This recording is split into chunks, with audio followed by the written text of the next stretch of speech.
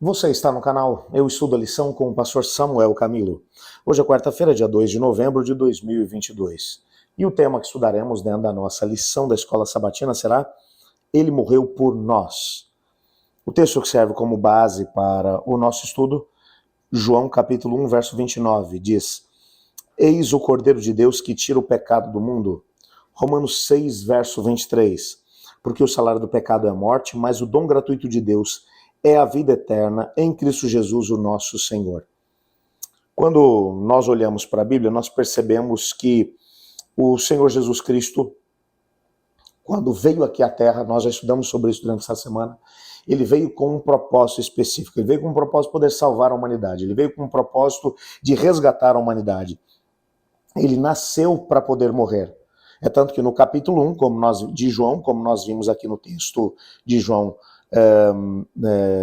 capítulo 1, verso 29, nós encontramos o João Batista apresentando Jesus Cristo. Exatamente antes do seu batismo, ele vai dizer: esse é o Cordeiro de Deus que tira o pecado do mundo. Na verdade, Jesus Cristo já tinha sido batizado no dia seguinte. Ele aponta Jesus Cristo como o Cordeiro de Deus que tira o pecado do mundo. Quando você olha para isso, você percebe que todos aqueles sacrifícios que haviam acontecido no Antigo Testamento, que apontavam para a vinda do Messias, se cumpriram em Cristo Jesus, porque ele é o verdadeiro Cordeiro. Quando você olha para Hebreus capítulo 10, verso 4, por exemplo, nós encontramos uma informação importante, porque é impossível que o sangue de touros ou de bodes remova os pecados.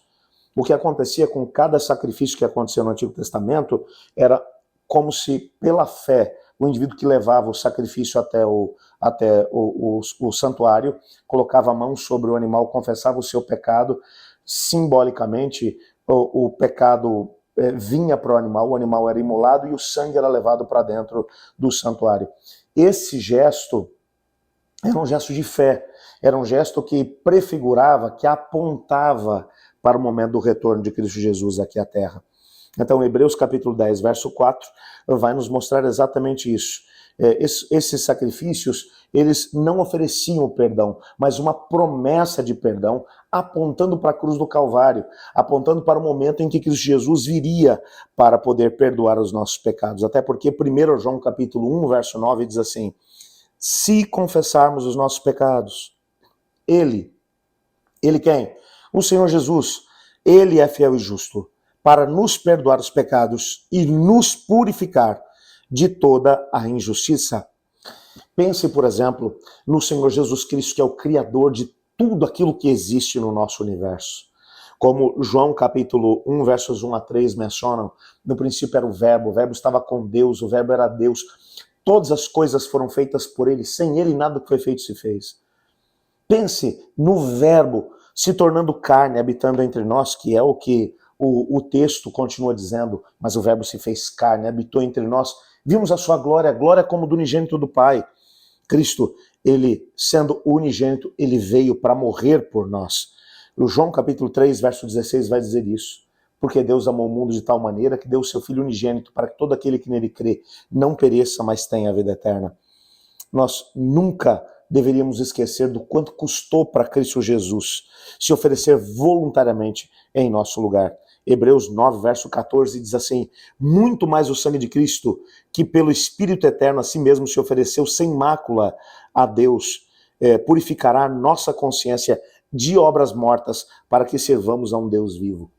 Cristo sabia que se ele não se doasse, não haveria possibilidade de salvação para nós. Foi exatamente pegando essa ideia, mencionada no capítulo 9, verso 14 da Carta aos Hebreus, que Martinho Lutero, em uma das suas obras, Palavras de Martinho Lutero, sobre Hebreus 5, verso 7, na página 319, ele faz o seguinte comentário: o altar no qual ele, Cristo Jesus, consumido pelo fogo do amor sem limites que ardia em seu coração, apresentou o sacrifício vivo e santo do seu corpo e do seu sangue ao Pai, com fervorosa intercessão, alto clamor e lágrimas ardentes e angustiantes, foi a cruz. A cruz foi esse altar. Na cruz, Cristo deu-se a si mesmo, como de forma voluntária, para que ele pudesse nos salvar.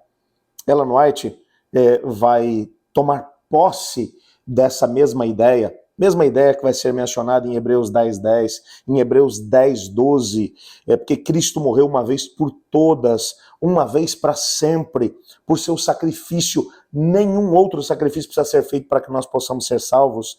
Ela vai pegar essa mesma ideia e na Ciência do Bom Viver, na página 135, ela diz assim: se não houvesse senão uma única alma que aceitasse o evangelho de sua graça, Cristo teria para salvar aquela alma preferido sua vida de labuta e humilhação e morte de ignomínia para resgatar essa única pessoa. Portanto, o que ele fez é muito longe de nós quando nós dizemos Cristo morreu pela humanidade. Cristo, na verdade, morreu pelos meus pecados. Eu merecia ser colocado naquela cruz. É tanto que quando Cristo foi colocado na cruz, aquela cruz não era para ele. A cruz era feita sob medida. Aquela cruz, as medidas que foram usadas para poder se construir aquela cruz, eram na verdade as medidas de Barrabás. Mais especificamente, eram as minhas medidas, as suas medidas. Cristo assumiu uma cruz que não era dele, para que eu e você pudéssemos ser salvos. Que grandioso amor! Esse amor é muito longe nós dizemos que é o amor pela humanidade. Foi o amor por mim e por você. Vamos agradecer a ele por esse amor. Obrigado, Senhor, porque em tua palavra descobrimos que foi por puro amor que Cristo Jesus se entregou por nós. Se fosse por uma única pessoa, ele teria feito exatamente a mesma coisa.